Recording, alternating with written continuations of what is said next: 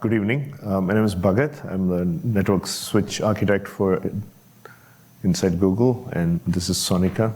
Hi, I'm also working at Google with Bhagat on GPU-based SONiC-based platforms.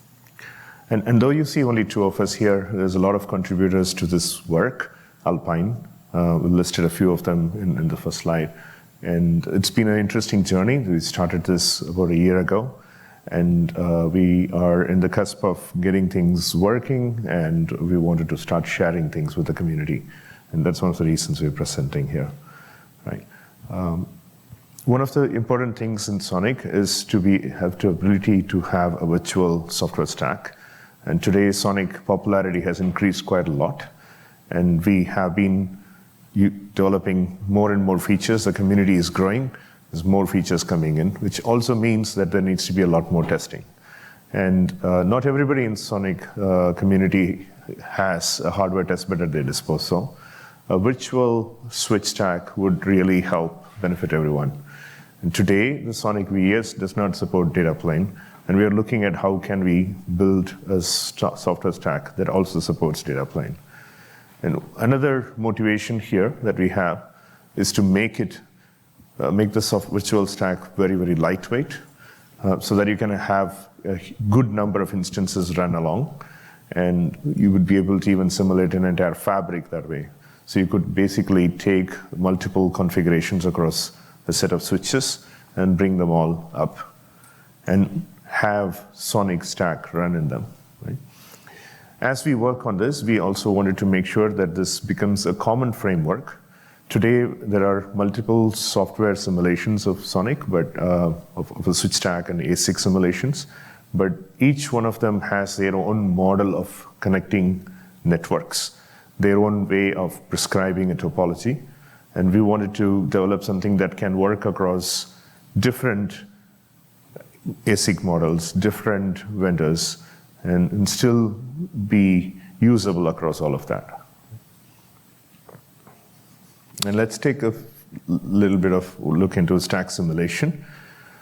This is a layered interpretation of the SONiC stack. At the very bottom, you have the hardware elements, the ASIC, and other platform devices that you would find in any SONiC switch. And then you have the vendor layer. The vendor layer is the layer that is very, very closely tied to hardware. So you have the SIND, which is dependent on the ASIC that you have in the hardware. And you have the platform abstraction and packet drivers. Right? In green above that, I have kind of illustrated what you have as the internal APIs. We have the SI API, which we all use in SONiC. And that helps us look at these devices as though they are the same kind of devices. So all the software modules that are above the green layer can work on any platform, on any ASIC. Right? So the green layer helps us completely abstract out platform-dependent aspects of this. At the very top, you have the application layer, and above that, you have the switch interface. And in pins, for example, we have very standardized interfaces for GNMI, GNOI, and P4 runtime. And there's nothing added here in this picture to the existing SONiC. It's just a layered representation of what SONiC already has. And to simulate this, one way to simulate this would be to simulate the hardware. So you have an ASIC simulation, and you have a platform simulation. And now you would change your SIND implementation, your platform abstraction implementation, and the packet driver to talk to the simulated layers instead of real hardware. So there'll be small modifications that you do in those layers. But above the green interface, there's pretty much no change. The modules are the same, so that will help you test everything above that layer. Right? So this is one way to simulate it. And there are multiple simulations like this that are already present. Another option of simulating is that you simulate SI itself, and there is not a real need to simulate the ASIC behavior precisely. As long as the SI API is simulated, all the software modules above can run without the knowledge they're running on simulation. That's another way to simulate. So between these two options, if you compare, the fidelity is higher in the case where you are simulating the ASIC, you can very closely simulate the ASIC, versus the fidelity is lower when you're simulating at a SI level. However, the running speed is very, very fast in option 2. So there are pros and cons of both approaches. And today we have existing SONiC simulations which use option 1. We also have simulations which use option 2. What we are trying to come up with is a framework that can work across both of these models and provide a fast way to deploy and test virtually SONiC stack as we develop things. Right. And so looking at the second model where we have SI simulation, Google has open sourced a SI implementation, and it has a lot of capabilities. We provide a functional data plane, and it's very fast to bring up, as we mentioned before, and it's very fast to program and etc. But of course, it is not a cycle accurate or a very behavioral model of the ASIC, right?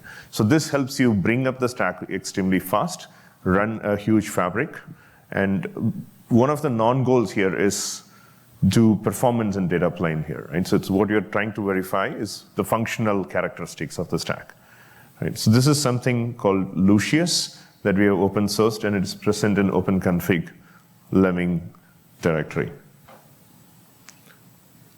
When you take that Lucius implementation and bring it to simulate a stack, what you could do is have the ASIC simulation container, implement Lucius, and the Switchstack container, which is the green container that you see above.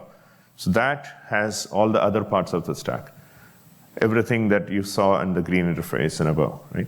So here we also brought in a SINGD, which will use, say, a gRPC way of communicating to the other container. So thereby we separate out the switch stack that runs in the green portion of that solution and the implementation of the SI itself, which is simulated here in Lucius. Right? So this gives you a clear separation between how you would want to simulate the SI API and how the remaining part of the stack runs. Right? In the case of Lucius, the orange box that you see there is a SI simulation, so it does not try to do ASIC behavior. But you can also replace this with an ASIC simulator. There are many ASIC simulators that are available with vendors. We could also use that and replace this. And taking an example application and trying to show how that works between these two-part solution, you can look at packets that are coming in and going out from the CPU.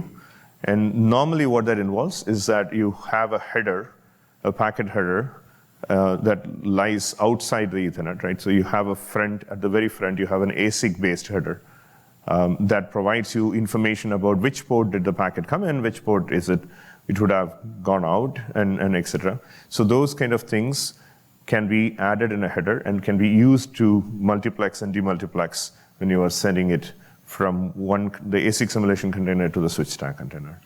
And this is something that we have developed. In addition to this, you can also support the regular ports. So all the host IFs you can see there are supported.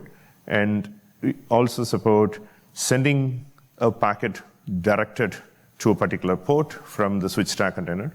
We also support sending a packet as though it is programmed in the ASIC. So a packet that is sent to the ASIC simulation container and will use what tables are programmed in the ASIC simulation container to exit out, right? So that is also supported.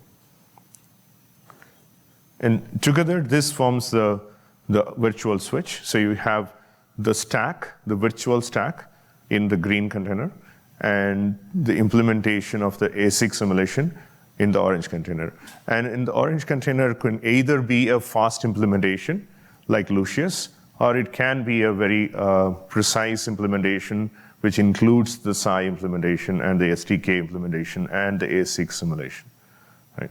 So we support both models in Alpine, and Sonika will go through how topology can be specified in this model, how you can scale out on this model, and what are the other advantages that this model provides. Thanks, Bhagat. So now let's look into how we really deploy an Alpine virtual switch. So we use this tool called KNE, which stands for Kubernetes Network Emulation. So we use KNE as the deployment environment for Alpine virtual switches. KNE provides a standard way of deploying network topologies, basically any virtual network devices. It provides a simple protobuf format for defining topologies. It uses some underlying technologies like Kubernetes Topo and MeshNet CNI. So Kubernetes Topo is used to provide simple topology in the form of protobufs. And MeshNet CNI provides the networking between the virtual switches in the topology. This could work on the same host as well as across the host. The virtual switches could talk to each other across the host as well in the cloud. So KNE provides this built-in cloud integration. So this helps us in deploying multi-node switch topologies where switches could talk to each other running across different VMs in the cloud.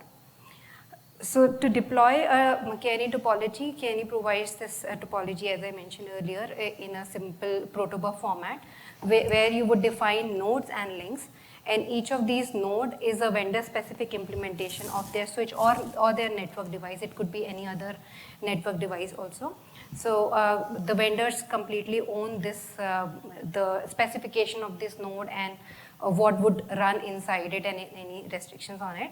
And then the topology also specify any links between these nodes which form the connections between those virtual switches or virtual network devices. So now let's see how, so I talked about the KNE node. So this is how we define an Alpine VS node, where we define Alpine VS node as a deployment unit. This is basically a Kubernetes pod. It runs as a Kubernetes pod in the KNE environment. And in the Alpine VS node specification, we define that it will contain two main mandatory containers, which is the Switchstack container and the ASIC simulation container. And then the design allows to insert any more optional containers in the Alpine VS node. All these containers images are pulled from the Docker registry during the time of deployment. And then we also specify any host requirement for running this Alpine VS node, which boils down to number of, for example, number of vCPUs needed per node, and also to enable nested virtualization. So in this case, in case of running a SONiC VM inside Alpine VS, we would run a VM inside a VM on a cloud VM. So that's why we enable nested virtualization. And then in the Alpine VS node specification, we also specify that these are the services which we would enable on the management port, for example, GNMI, P4RT, and SSS services. So after definition of this node, we define the topology. Now let's look into the topology using Alpine VS. So this is a simple example of a simple KNE topology where we are trying to deploy Alpine VS two switch Alpine topology, where both these, there are two switches, my switch 1 and my switch 2. Both of them are of type Alpine. And here you can see the image and this container. So basically this first image is the image of the Switchstack container, and the second one is the Lucius, the simulation container which we are using. So this can be replaced, as Bhagat mentioned, this can be replaced with some other vendor implementation as well. So both these images are pulled from the Docker registries during the time of deployment in KNE. Then we define the services we enable on, we need to enable on this virtual switch. So here we are enabling GNMI and GNI services. So here we are defining GNMI and GNI services on 9.3.9 port. And then there are these links we define in the topology with connections between these virtual switches.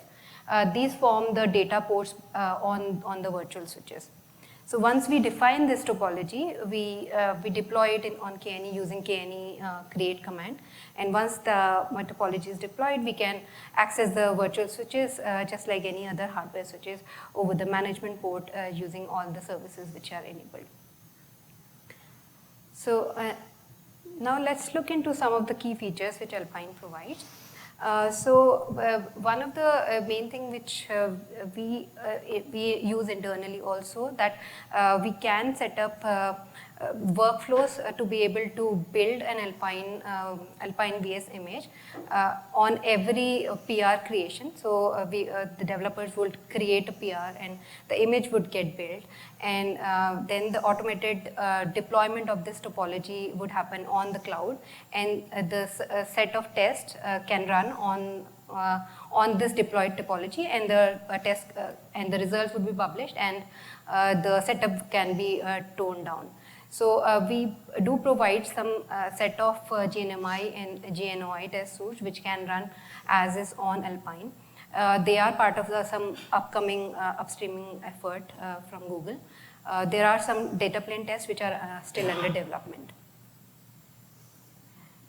Next, Alpine is designed to be extensible. We can onboard other ASIC simulations. So any ASIC vendor would create their simulation and build a containerized implementation for their simulation, and that can be inserted in the Alpine framework by replacing the Lucius data plane container. And so this is what we would need from the vendor simulation. And this is another piece which the vendor would provide, which is the packet handler to do the muxing and demuxing of the headers, which are vendor specific. So another thing is the dynamic port breakout. Alpine supports a dynamic port breakout. Basically in hardware where ports can be broken down into with the use of hardware lanes. So we can, just by doing a config push, and and without rebooting the switch. So it helps in not disrupting the traffic on other ports where the config is not being pushed. So to achieve that in Alpine, we did incorporate some design elements, and this can be achieved on Alpine by creating the links as per the amount of hardware lanes the switch has, and then enabling and disabling a certain set of lanes based upon the config which gets pushed. So in this example, we are going from 2-lane channelization to 4-lane channelization. So basically after the 4-lane channelization config push, we can, the traffic, all the first 4 lanes would be mapped to the first ETH1, then the next 4 would be mapped to ETH5, and so on.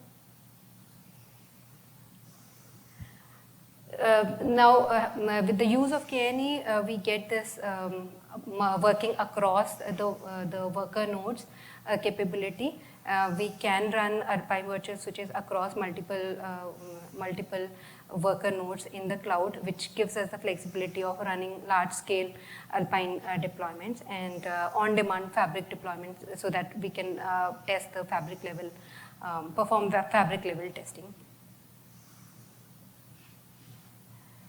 Then Alpine is also built with flexibility in mind, that we can build one image and deploy it as a different platform with different port counts and lane mappings and services, etc., based upon the config which is passed to the image during runtime.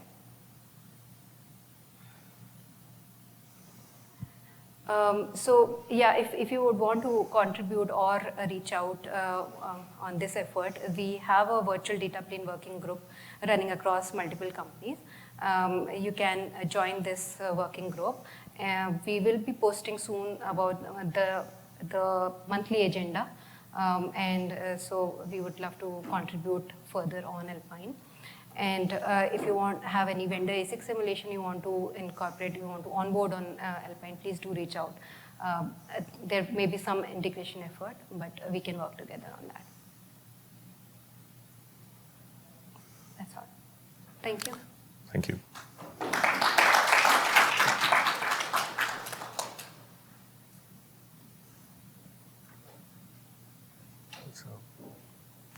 simulations.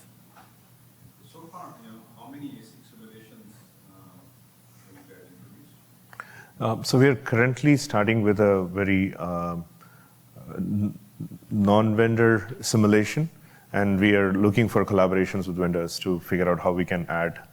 The framework itself has been built in such a way that easily any vendor ASIC simulation can be introduced, because the abstraction level is at the SI level, even for the simulation. And we are looking for incorporating more. So, just a follow-on question. Since you guys have a framework, you know that currently some of those vendors have their ASIC simulation through some C model or something like that, right? Yes. Are there ways to, the framework provides some tooling that would move anything from the C model into this kind of simulation? Yes, we do. So we have provided a placeholders for taking those C models, behavioral models, and etc., along with any SDK that needs to run on top and SI, can be plugged into that orange container that we showed right there. And the only element that will need to be changed in the Switchstack container is the packet engine, which needs to basically send to whichever host IF, right? Every vendor has their own proprietary header in front of Ethernet when they punt a packet to the CPU. So because of that, there needs to be one small change that happens in the green container. Other than that, we should be able to take the existing behavioral models and plug it in. So could those packet IO drivers be utilized, the vendor-specific ones, or do they need to really have something? So we have worked with multiple vendors to create a JNet link driver as well. So that can be used as is. In addition to that, a simple mux demux code needs to be added in the user space. With those pieces, we will be able to incorporate these simulations. And the goal is also to be able to run even, as long as the simulations of the ASIC can withstand it, any number of these. Like Sonika mentioned, KNE gives us the ability to run these across servers. So they can run across pods, and they can literally run on cloud. So they can basically connect with each other. The idea here is to have a same topology specification work across different simulations. And that's the reason we are choosing KNE. So what kind of scale do you expect those simulation models to support? So we want to start with 2 switches, of course, so that we can do some mirror testing. And then we would like to go to 8, 32, and beyond.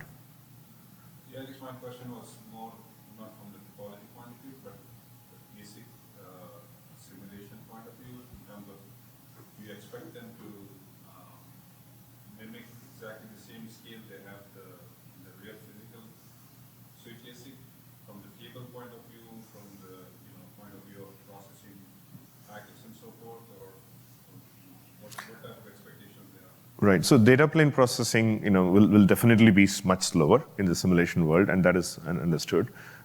Table sizes can also be scaled down and scaled up. Ideally, we would like to use similar table sizes as there are available in hardware, because at the end of the day, what you need for these is enough memory to hold the tables. Right. The speed of simulation and etc. is where the challenges come. And to tackle those challenges, we wanted this simulation setup to go across different servers, which is what we have provided using the topology. So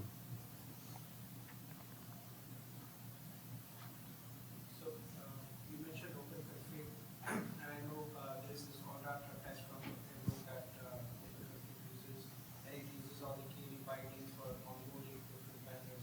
So is the KNE binding there open source? Can we commit that into it and onboard it into contractor framework and run some tests? Yeah, so the KNE binding do exist. It's part of the KNE frameworks.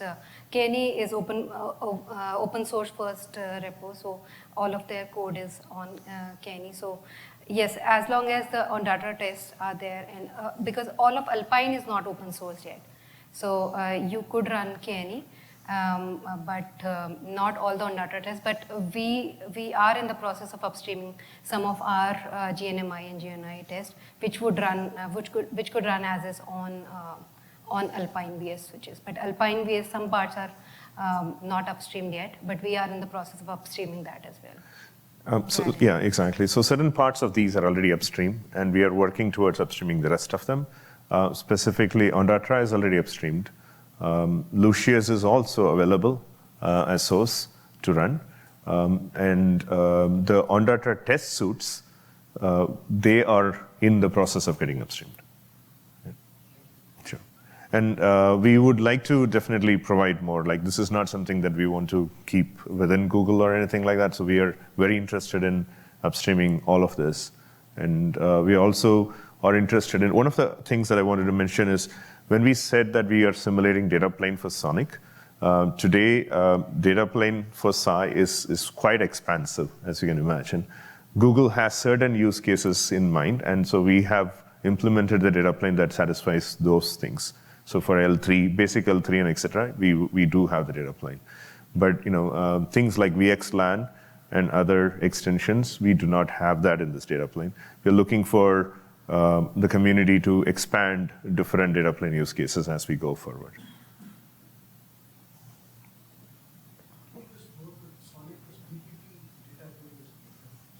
Yes. Yeah, so SONiC VPP can also be used here. Going back to the slide a bit. Right? So as Sonika was mentioning here, okay, so let's go to this architecture picture. The orange container there is where the Psi implementation needs to exist, right? So that Psi implementation can be a complete Psi simulation. There is no ASIC at all, let's say. It's a completely, a Psi simple implementation. That's what Lucius is. Lucius is implemented in Go, and because of that, it's very, very fast, right? Because it does not contain like registers and anything. It really is just about plain Psi. How do you implement Psi in Go? That's literally Lucius. Now, instead of Lucius, we could take VPP and plug it in that orange container. In that case, the Psi implementation will be over VPP, and that is something that is already existing in the community today. So that can be taken and put there, right? If we take a vendor ASIC implementation, like Mohammed was asking, so we could take that and add the SDK and Psi and put that in the orange container, and that would also work, right? So we are basically trying to make sure that this framework allows any way you want to implement Psi, that can be placed in the orange container, and the remaining system will just continue to work.